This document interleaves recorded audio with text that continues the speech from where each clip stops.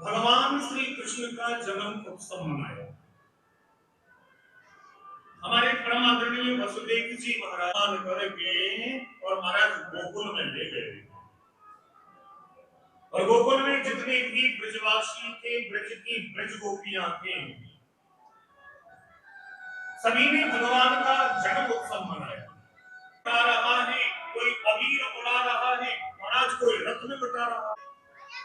लेकिन आज नंद बाबा ने सभी ग्वाल वालों से कहा कि देखो भैया, आप सभी जन्म उत्सव मनाओ, मैं जा रहा हूं मथुरा, कंस को वार्षिक कर देने, क्योंकि कंस जो था वो बड़ा राजा था, और जितने भी छोटे छोटे राजा थे महाराज उसे भेंट देते थे, कर देते थे। अब नंद बाबा मथुरा चले। मथुरा में वसुदेव जी से नंद बाबा का मिलना हुआ, क्योंकि 2-4-5 दिन के लिए कंस ने वसुदेव जी को छोड़ दिया था।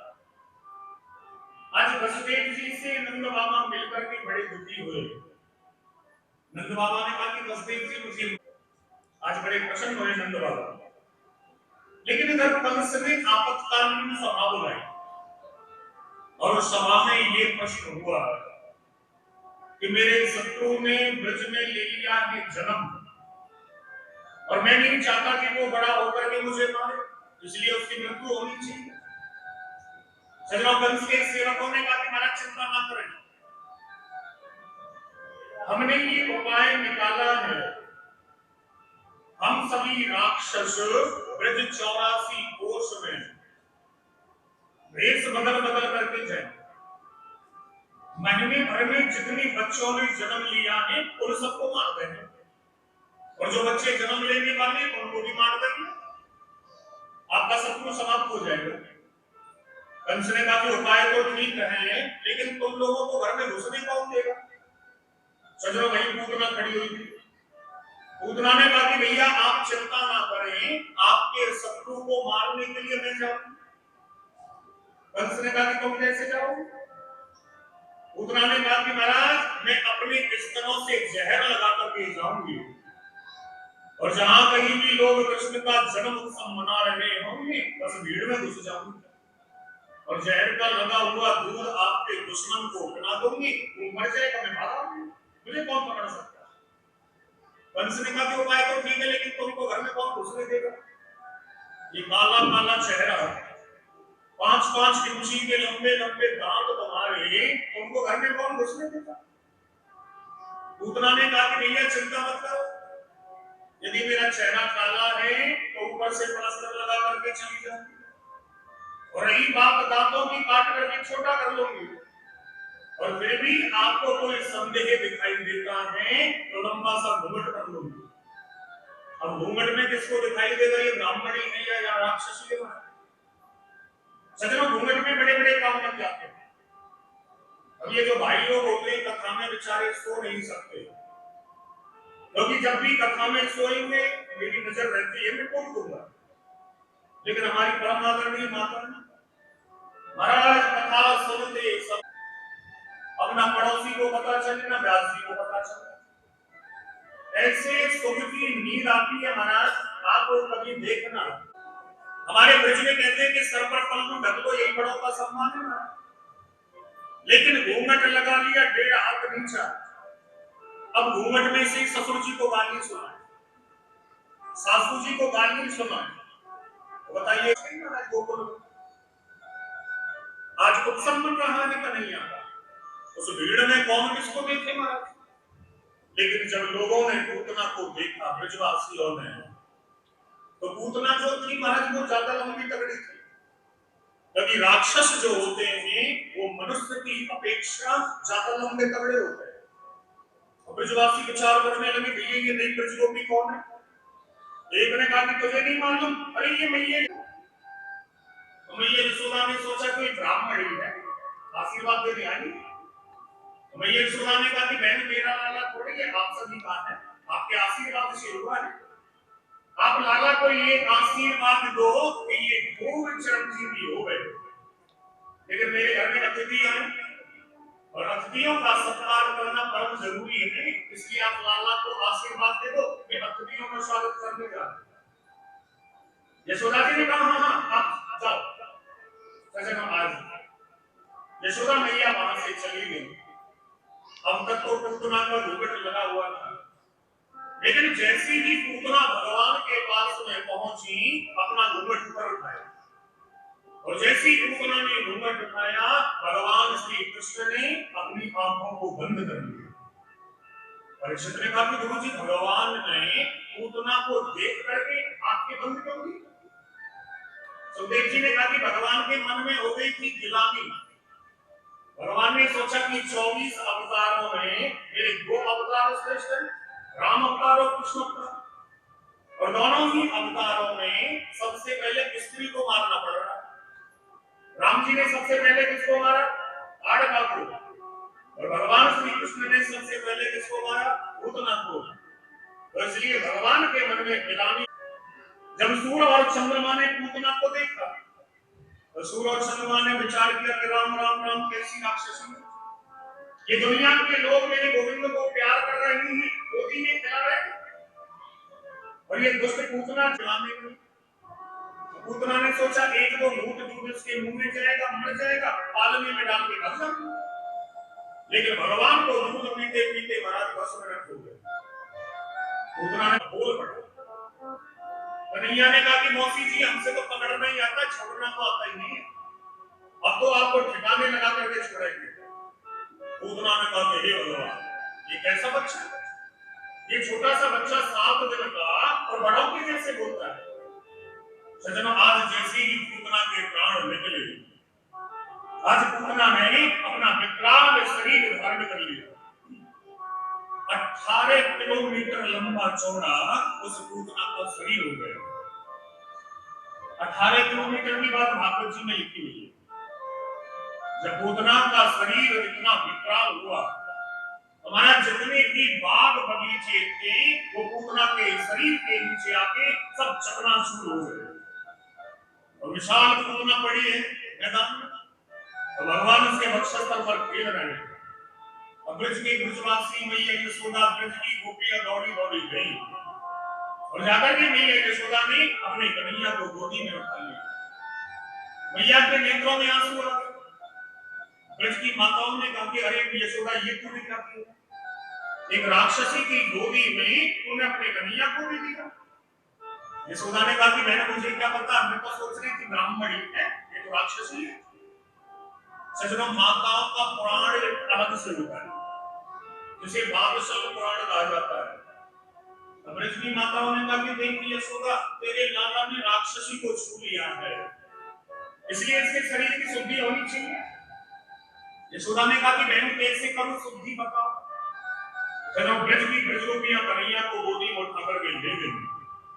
सबसे पहले कन्हैया को गौमूत्र से स्नान कराया, गाय के चरणों की धूल लाला के माथे से लगाई, कन्हैया के हृदय से लगाई, कन्हैया की कमर से लगाई, और उन माताओं में सबसे बूढ़ी थी पूर्णमासी प्रभुतानु जी। उन्होंने क्या किया, तो कन्हैया को गोदी में लेकर के खड़ी हो गई और गाय की पूंछ से भगवान को झाड़ा दे रही है, और माता जी कह रही है कि मेरे लाला के इंद्रियों की रक्षा ऋषिकेश भगवान करें, प्राणों की रक्षा योगेश्वर भगवान करें, श्वेत द्वीप के पति लाला के चित्त की रक्षा करें, कीर्णम तम पात गोविंदम सैनम पात माधवम, खेलते हुए कन्हैया की रक्षा गोविंद करें, और सोते हुए कन्हैया की रक्षा मेरे माधव करें। सज्जनों भगवान गोदी में बैठे भगवान हंस रहे। भगवान ने विचार किया कि मेरे ही नाम से और मुझे झाड़ा दे रही है, नाम भी मेरा और झाड़ा भी मुझे दे रही है। सुखदेव जी कहते हैं कि माताओं का भाव जो था महाराज उसका कोई बंधन नहीं कर सकता। आज पूतना के शरीर को पकड़ करके सभी ब्रजवासी यमुना जी के किनारे ले गए, और जैसे ही पूतना के शरीर को चिता पर रखा, उसके शरीर से बड़ी सुंदर सुगंधी निकली। परीक्षित ने कहा कि गुरु जी ये बात समझ में नहीं है, वो इतनी बड़ी राक्षसी, उसके शरीर से दुर्गंध आनी चाहिए, लेकिन एक बार नाम लेने से ये व्यक्ति भवसागर से पार हो जाता है। बताओ, जिसने स्वयं भगवान को अपनी गोदी में लेकर के अपना दूध पिला दिया हो, भगवान श्री कृष्ण जैसा दयालु कौन होगा। आज सभी ब्रजवासी बड़ा आनंद मना रहे हैं। आइए ताली बजा करके मेरे साथ में आप लोग ठाकुर जी का नाम बताएंगे। आज की जो प्रयास करेंगे, क्योंकि मैं ब्रजवासा को हिंदी में ही बोलता हूँ, तो आइए बड़े भाव से ताली बजा करके जाए हमारे साथ में। तो वाला कोई और मंगे जितने पैर का सोनिया में तेरे तो वाला कोई और मंगे जितने पैर का सोनिया में तेरे तो वाला कोई और मंगे ये तेरा जिया की तेरा जिया की हो आपने तेरा जिया की वाला कोई और मंगे जितने पैर का सोनिया में तेरे तो वाला कोई और मंगे एक तेरे का सोनिया में तेरे तो वाला कोई और मंगे। जय हो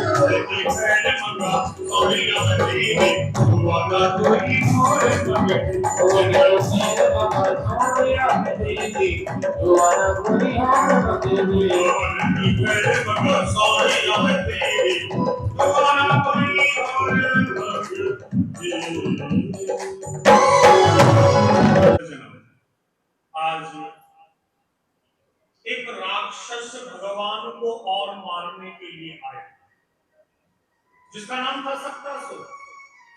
लेकिन भगवान ने उस सक्तासुर का भी उद्धार कर दिया। बोले गोविंद भगवान की।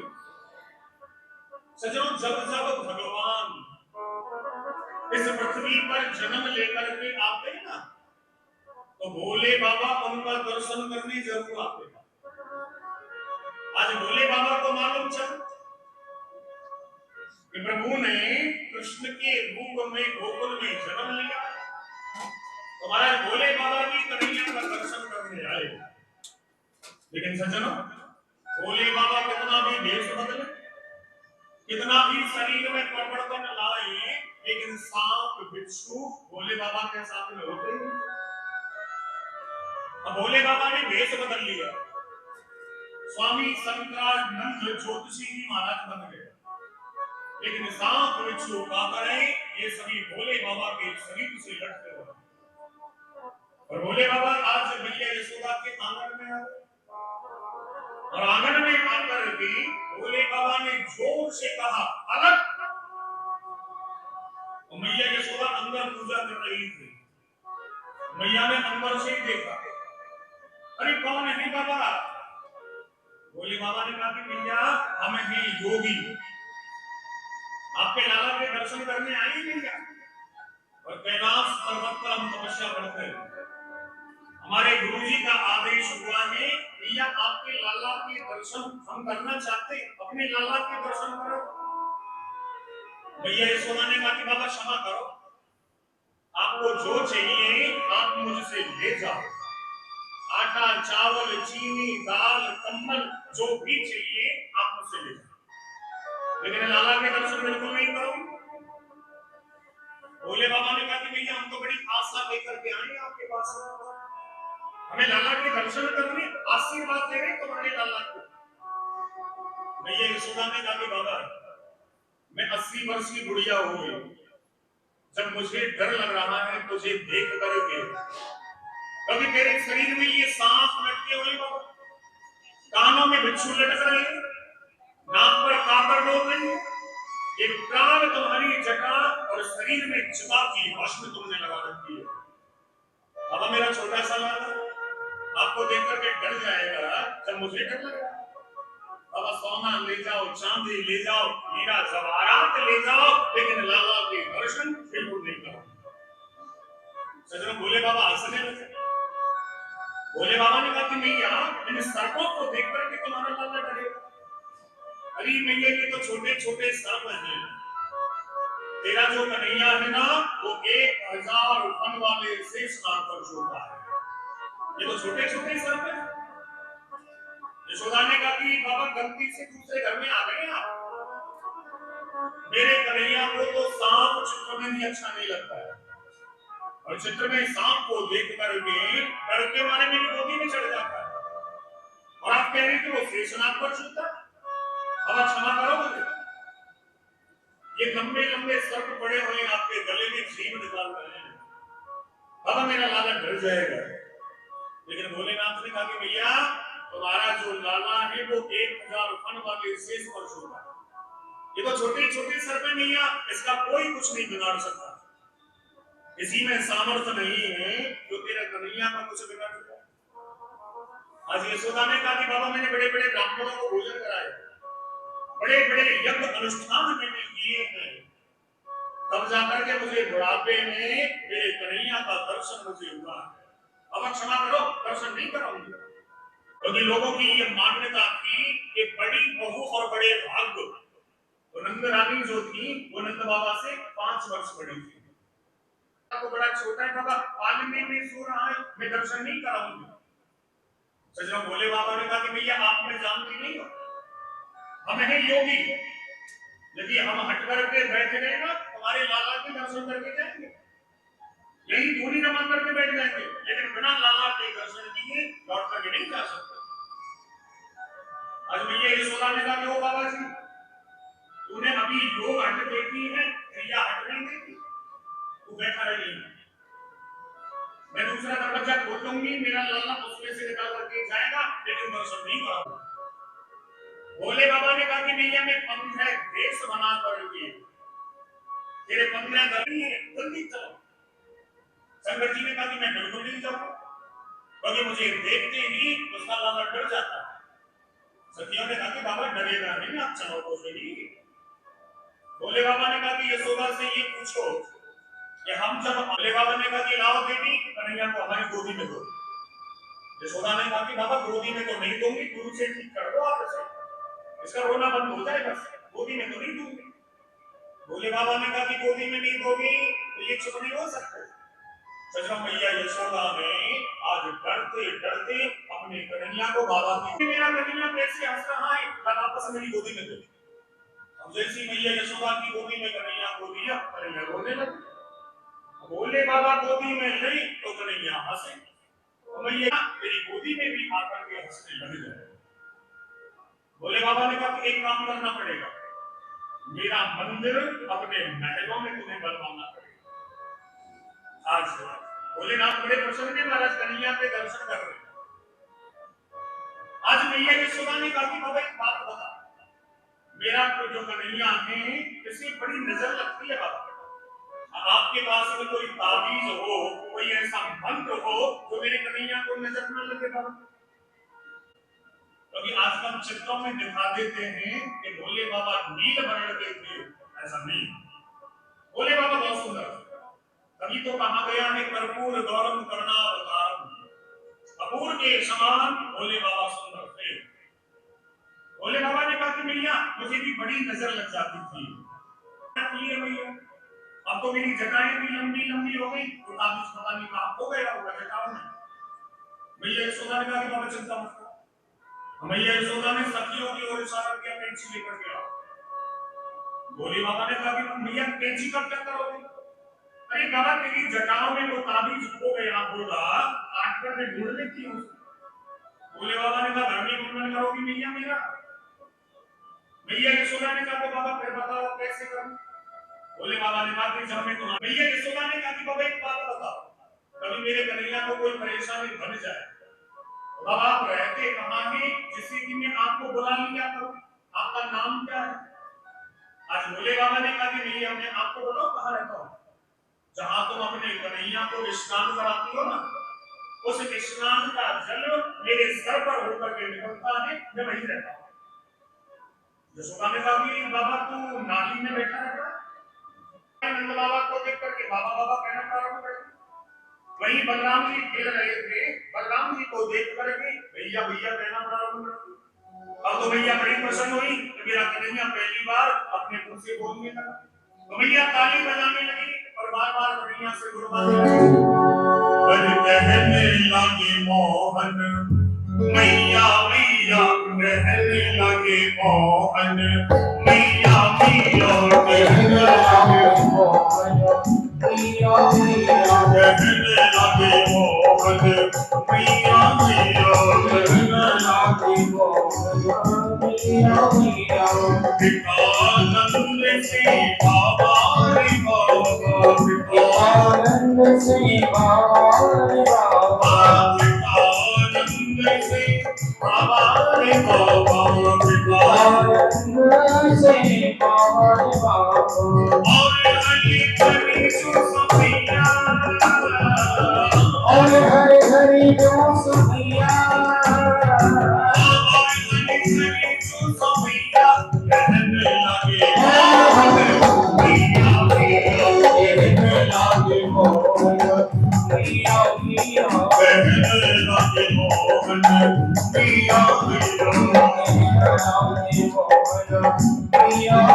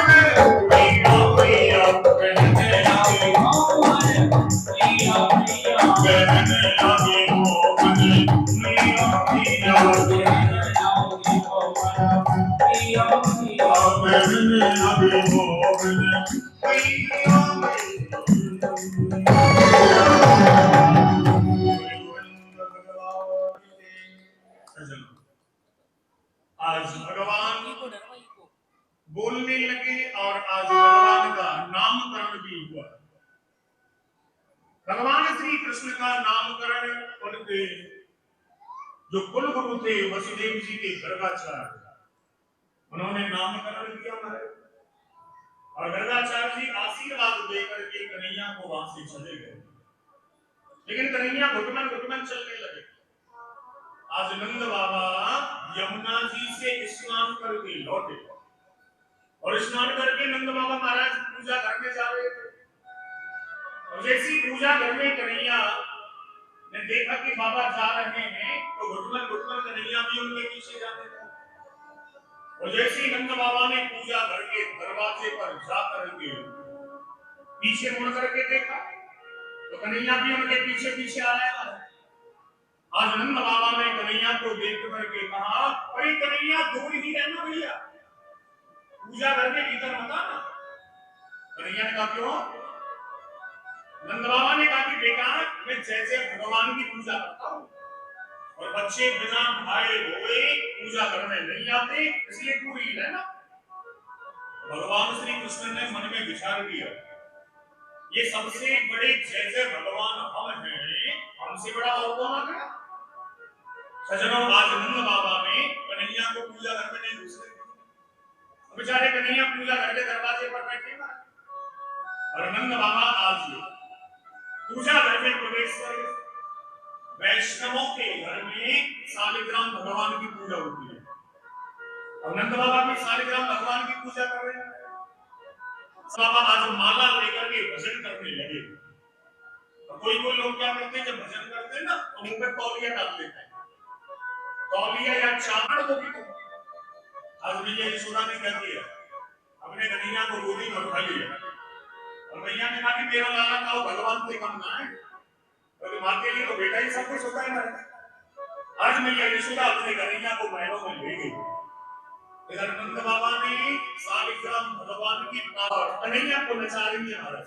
आइए ताली बजा करके आप भी हमारे कन्हैया को नचाइए। भगवान श्री कृष्ण के नाचे नरदेवाय नचावे हरि की प्रिया, नाचे नरदेवाय नचावे हरि की प्रिया, नचावे हरि की प्रिया, नचावे यशोदा मैया, नचावे हरि की प्रिया, नचावे यशोदा मैया। मेरो नाचे नरदेवाय नचावे हरि की प्रिया, नाचे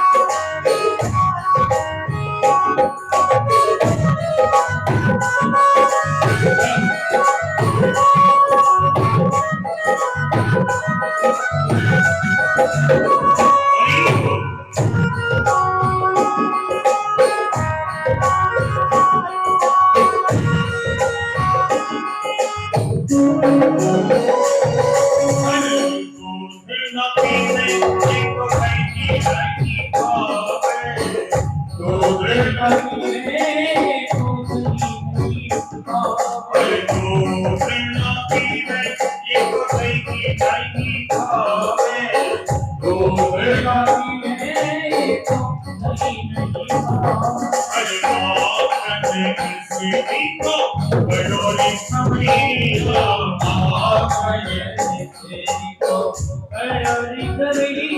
मेरो नाचे नदिलाल अच्छा भी हर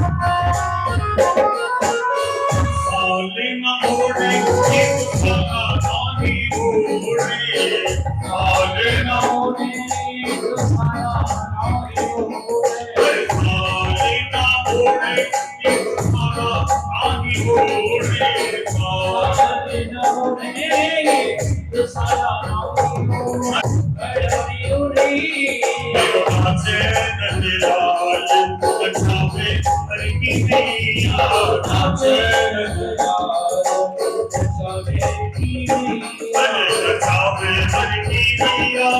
मिया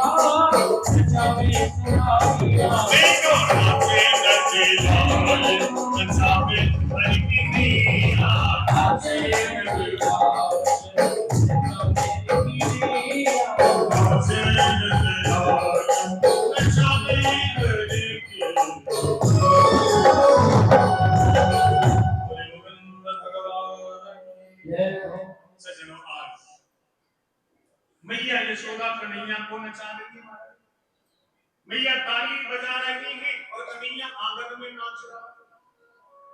सुखदेव जी कहते हैं कि परीक्षित देखो, ये सारा संसार जिसके इशारे पर नाचता है वही पूर्ण ब्रह्म परमात्मा मैया यशोदा के इशारे पर नाच रहा है।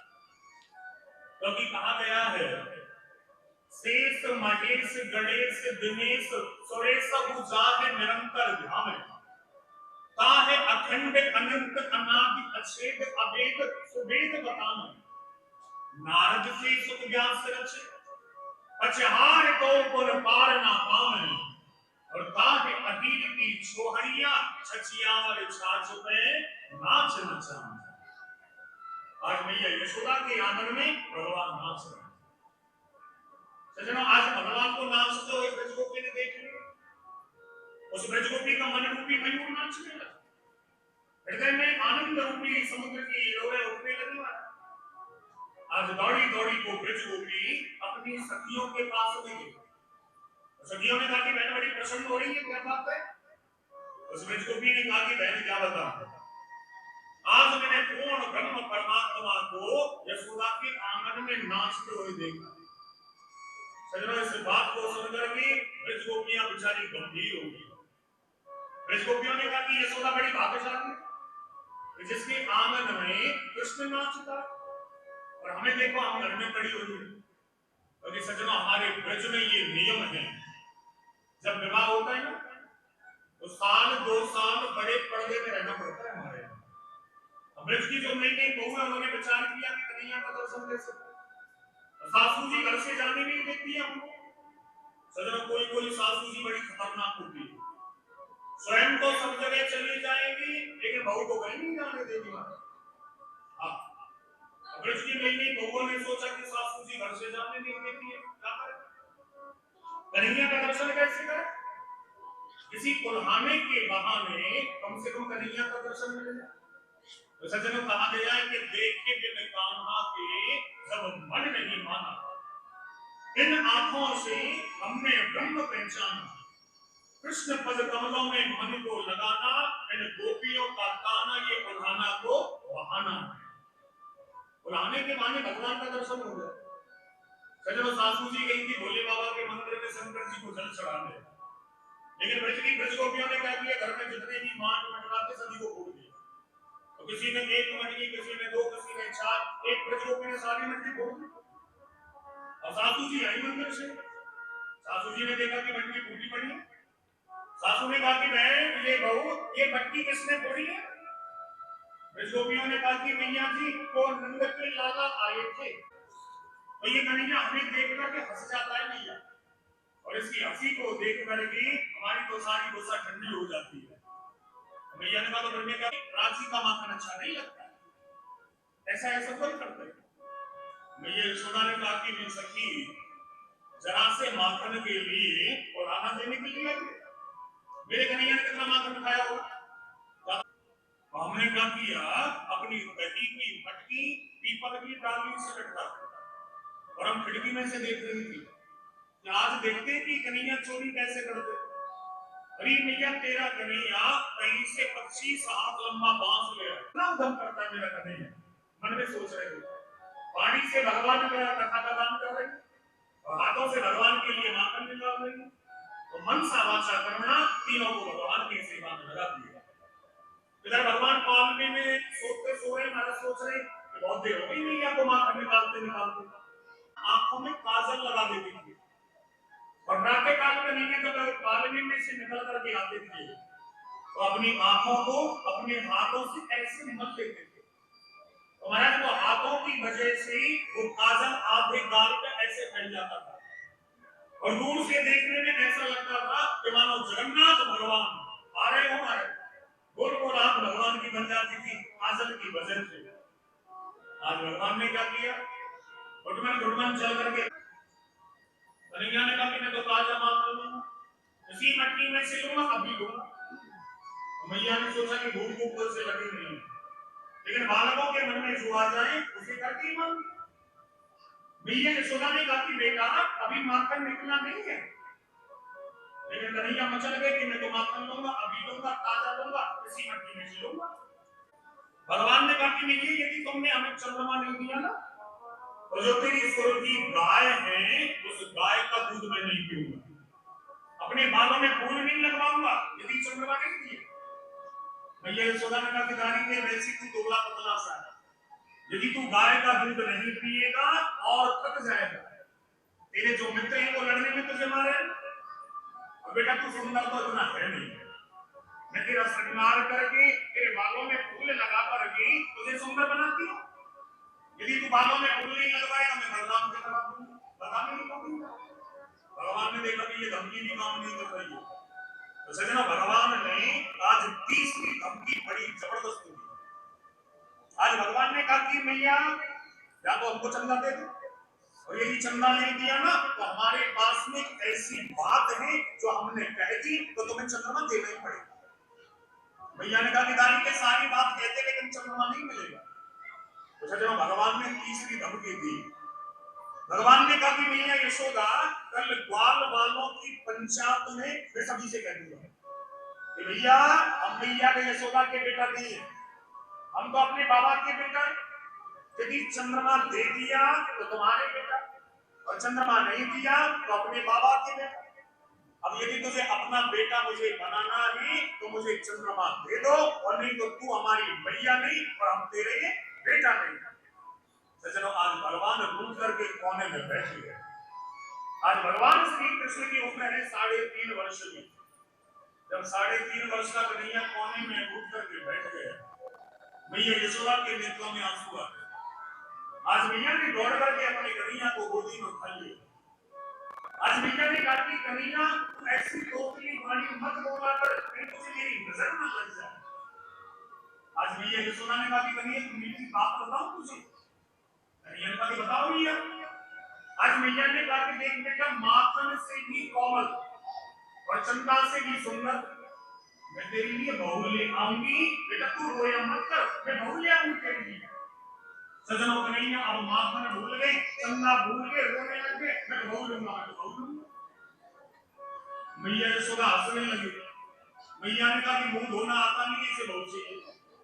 अरे भोजन अपनी गोदी में बिठाकर तुझे कराती हूँ, भोजन करना आता नहीं, तुझे बहू चाहिए। अरे कन्हैया तुझे मालूम है बहू कैसी होती है? मैया ने कहा कि कन्हैया बहू बहुत लंबी होती है और तू तो छोटा सा। कन्हैया ने कहा कि मैया हम छोटे तो क्या हुआ, बहू की छोटी ले लेंगे। आज मैया ने कहा कि ठीक है माखन वाखन बाद में निकलेगा, मैं पहले तेरे लिए बहू लेकर के आती हूँ। अच्छा ये बता कि कन्हैया तुझे बहू कैसी चाहिए, कितनी बड़ी चाहिए? कन्हैया ने कहा कि मैया जब हम गैया बछड़ा चराने जंगल में जाए, अपनी बहू को अपनी चेन में रख ले जाए मैया, इतनी बड़ी बहू चाहिए। मैया यशोदा हंसने लग गई, ये कन्हैया कैसी बातें कर रहा है। आज कन्हैया कह रहे मैया यशोदा से, मैया यशोदा तू मेरा विवाह करा दो। अरे मैया मैं तेरी बड़ी सेवा करूंगा। भाई ने ताली बजा करके गाई, भगवान मैया से कह रहे मेरा विवाह करा दो। तो सभी लोग बड़े प्रेम से गाएंगे, नाच नहीं सकते, मैंने नृत्य कर रहा है। हरि राधिका गोरी से, विरजनी छोरी से, मैया कराए मेरो राधिका गोरी से, विरजनी छोरी से, मैया कराए मेरो मन में विचार के, मन में विचार के,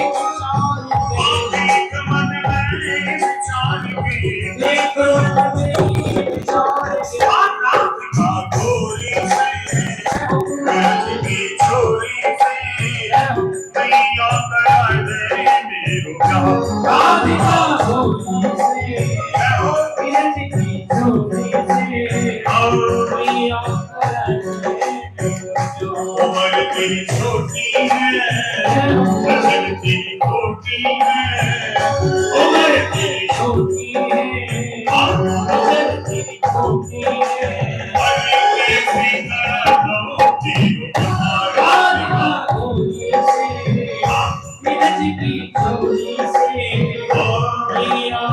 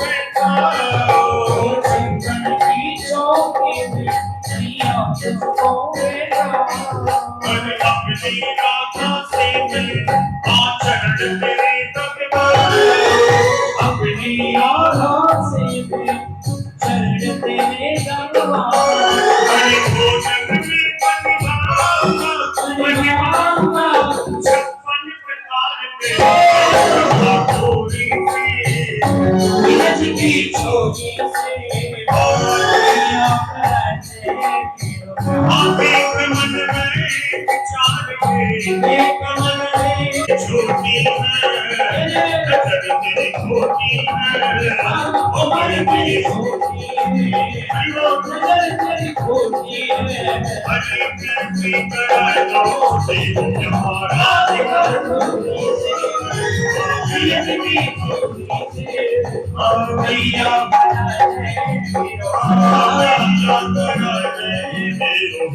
भैया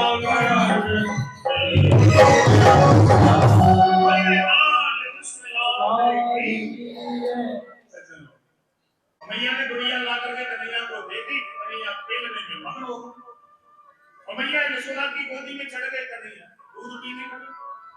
सजन उसी समय ब्रज गोपी आ गई। उस ब्रज गोपी ने कहा कि अरे मैया तुम यहाँ लाला से बात करने में लगी थी, चूल्हे पर जो दूध रखा था वो दूध पड़ गया। अब जैसी मैया ने सुना, मैया ने सोचा कि गाड़ी के ने सुने से मुझे परेशान कर रखा। कभी माखन मांगता है, कभी चंदा मांगता है, कभी बहू मांगता है। और मेरा दूध बन गया, चूल्हे पर रखा था। मैया को क्रोध आया। मैया ने कहा कि कन्हैया को गोदी से नीचे पटक दिया और दूध का बर्तन उठाने चली गई। महाराज जैसी कन्हैया को गोदी से नीचे डाला, भगवान को गुस्सा आ गया। भगवान ने विचार किया कि अच्छा, ऐसे बुढ़िया मैया को दूध प्यारा लगता है, दूध प्यारा नहीं लगता है। अभी बताता हूँ। सजनों, भगवान एक पत्थर लेकर गया और जिस मटकी में मैया यशोदा माखन निकालती है ना, वो दरिया सास के जमाने की मटकी थी। यशोदा 40 किलो दही उस मटकी में आता था। कन्हैया ने कहा कि वो पत्थर लिए धम्म से मटकी में मार दिया, मटकी फूट गई। अब कन्हैया ने सोचा कि मैं तो सोच रहा था कि मटकी आवाज करेगी, ये तो फूट गई। फूट गई तो इसका मतलब ये है कि मैया यशोदा हमारी पिटाई कर रही है। तो भगवान ने कहा कि ये झूठे के आंसू लगा दिए और चेहरा बना लिया बिल्कुल रोने जैसा। कोई कोई बच्चे बड़े चालाक होते हैं, गलती करने के बाद में अपने आप ही रोना प्रारंभ कर देते हैं। जैसे कि हमने रोता हुआ देख करके हमारे माता पिता हमने ना मारे, भगवान ने भी वैसा ही किया, चेहरा बना लिया बिल्कुल रोने जैसा। लेकिन भगवान ने सोचा कि कितना भी चेहरा बनाए, कितने भी आंसू लगाए, लेकिन पिटाई तो होगी। जैसे जब भगवान दूसरे आंगन में पहुंच गए, वहां भूखल रखा हुआ था। भूखल पर भगवान खड़े हो गए, महाराज अब बंदरों को माखन लुटा, वानरों को माखन लुटा। जब बंदरों को माखन लुटाने लगी, भगवान ने कहा कि रामचरित्र में इन लोगों ने मेरी बड़ी सेवा की है, इसलिए जितना भी माखन खाना है बंदरों को खाओ। सजनों, मैया यशोदा दूध का बर्तन जैसी उठा करके आंगन में आई और मैया ने देखा कि मटकी फूटी पड़ी है, दही फैला हुआ। तो सजनों, मैया यशोदा को क्रोध नहीं आया। मैया यशोदा बड़ी जोर से हंसी। मैया ने विचार किया कि छोटा सा कन्हैया इतनी गुस्सा करूंगा, मैं थोड़ा सा गोदी से नीचे डाल करके क्या चली गई, मेरी ददिया सास के जमाने की मंडी तोड़ दी। और मैया ने सोचा कि यदि मैं इस प्रकार छोड़ूंगी तो बिगड़ जाएगा। तो मैया चांदी की छड़ी लेकर के आई। मन में कोई द्वेष नहीं, केवल डराई थी मैंने। मैया ने कहा ये दाढ़ी का है कहां। अब कन्हैया ने देखा कि मैया आ रही है छड़ी लेकर के, तो सजनों आगे आगे कन्हैया भाग रहे, अगल बगल ग्वाल बाल भाग रहे, पीछे पीछे बंदर भाग रहे और सबसे पीछे मैया। इसलिए काली गाय को छोड़ करके रमणक द्वीप में चले गए, वहां जाकर के निवास कर। सजन, आज काली नाग ने पूरे ब्रज को प्रणाम किया, भगवान को प्रणाम किया और चलने लगा। भगवान ने कहा कि काली नाग पीछे मुड़ करके मत देखना, यदि पीछे मुड़ करके देख लिया तो उसी समय पत्थर का हो गया। काली नाग महाराज जाने लगा, लेकिन उसका मन नहीं माना। काली नाग ने पीछे मुड़ करके भगवान को देख लिया और उसी समय वो काली नाग पत्थर का हो गया। हमारे ब्रज में आज भी वो काली नाग, जब आप वृंदावन जाते हैं छठी क्लास से, तुम्हारा जो जैत गांव पड़ता है वही रोड पे हाईवे पर, तो वहां कालीनाथ का मंदिर बना हुआ है। वो कालीनाथ आज भी पत्थर का है, तो वो कालीनाथ पत्थर का बन गया। बड़े गोविंद भगवान की। आज भगवान ने अनेकों बाल लीलाएं ब्रज में की, लेकिन भगवान श्री कृष्ण ने मन में विचार किया कि जब इन ब्रजवासियों को मैं मिल गया, लेकिन फिर भी ये ब्रजवासी उस देवराज इंद्र की पूजा करते हैं। देवराज इंद्र की पूजा ब्रजवासी करें, वो कुछ मुझे कोई आपत्ति नहीं है, लेकिन देवराज इंद्र के मन में हो गया है अभिमान, और अभिमान में किसी का रहने नहीं देता। सजनो, भगवान का नियम है, भगवान प्रतिदिन अभिमान का ही भोजन करते। आज भगवान ब्रज में जो भी लीलाएं करते वो बच्चों की तरह करते। कभी सजनो, इस समय कलयुग में यदि कोई प्रत्यक्ष देवता है तो वो है केवल दो ही देवता।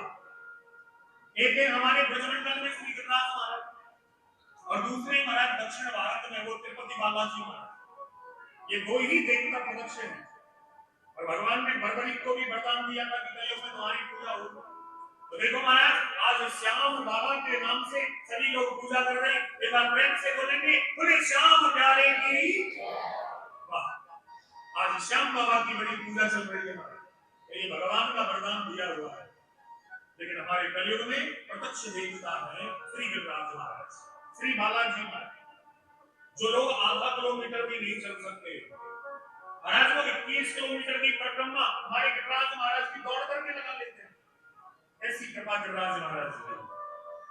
आज भगवान ने विचार किया कि मेरा जो रूप है वो साक्षात गिरिराज है, तो ना ये ब्रजवासी गिरिराज महाराज की पूजा करें तो हमें उसका फल मिलेगा।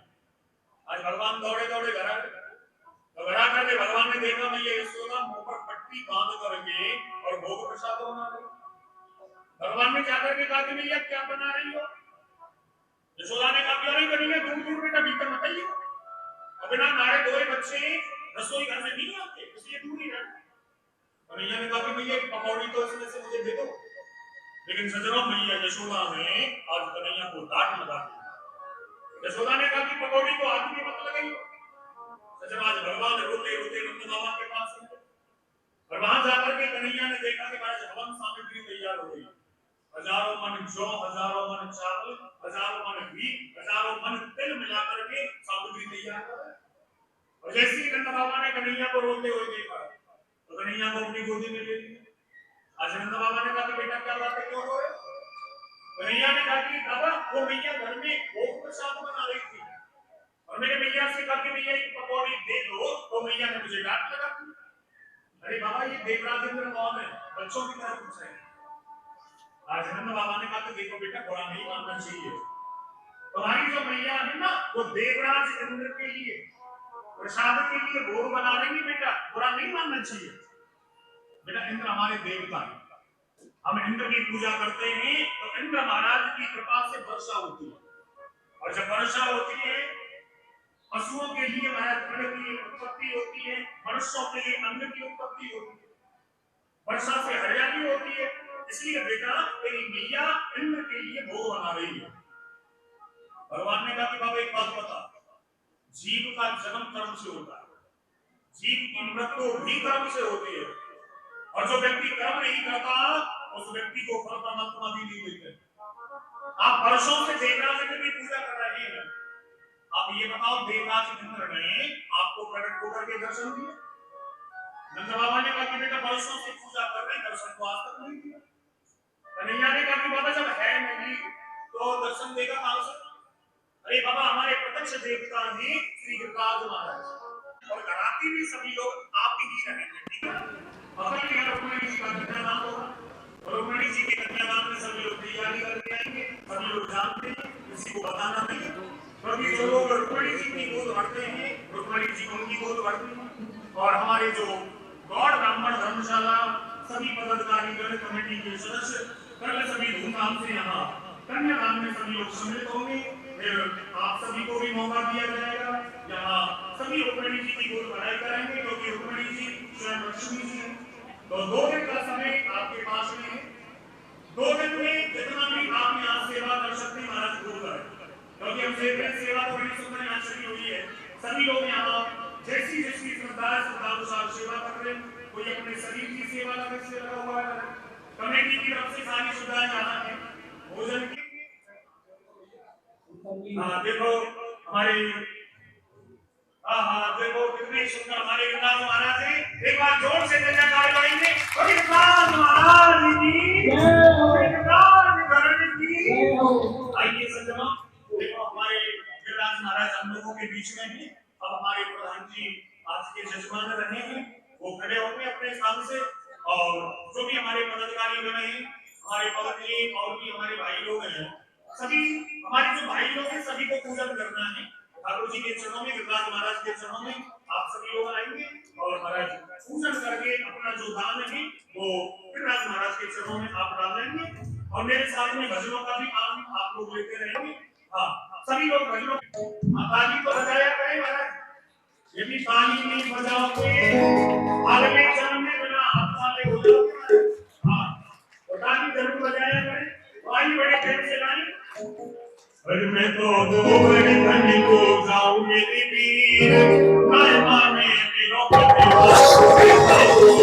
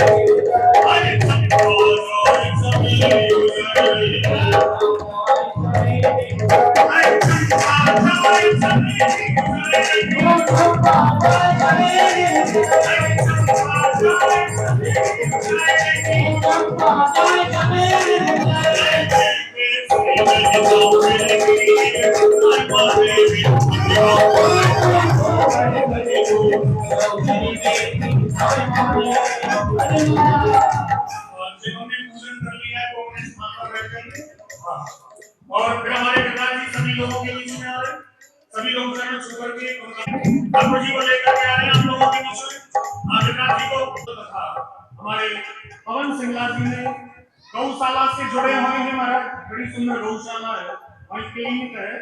तो गौशाला की सेवा बड़े तन से हमारे पवन जी करते हैं और मेरा निवेदन है सज्जनों सभी को गौ सेवा करनी चाहिए।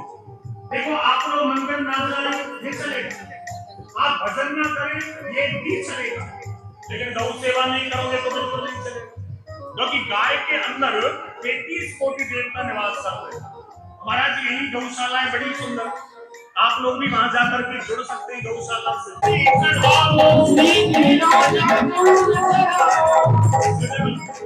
हमारे गिरिराज जी की दूध की धार चढ़ती है ना, जिसकी जो कामना हो गिरिराज जी से करें तो वहां दूध की धार चढ़ाई जाती है और उसके बाद में महाराज प्रणाम और भोग लगता है गिरिराज जी का। अरे श्री गिरिराज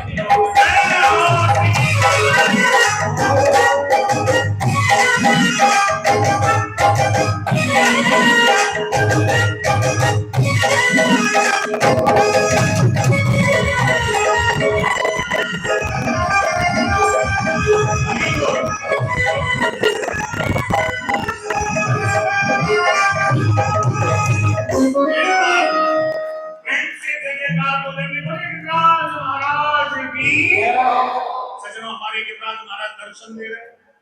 देखो कल यहाँ विवाह होगा ठाकुर जी का, सभी को समय से आना है। देखो आप लोग विलंब करते हैं तो कथा में भी विलंब हो जाता है। आप लोग कल जल्दी आएंगे, थोड़ा बहुत समय भी ऊपर हो सकता है, 10-15 मिनट। तो अब हम लोग गिरिराज जी की पूजा कर रहे हैं। हमारे परमादरणीय हमारे प्रधान जी ने, हमारे पवन जी ने और भी जितने भी सदस्य हैं सभी यहाँ गिरिराज जी की पूजा किए हैं। गिरिराज जी की तरफ से कोट आशीर्वाद। अब हमारे गिरिराज जी के चरणों में कल तो सभी को नृत्य करना है, ठाकुर जी के विवाह में सभी को नाचना, लेकिन आज कथा में हमारे पवन जी नृत्य करेंगे।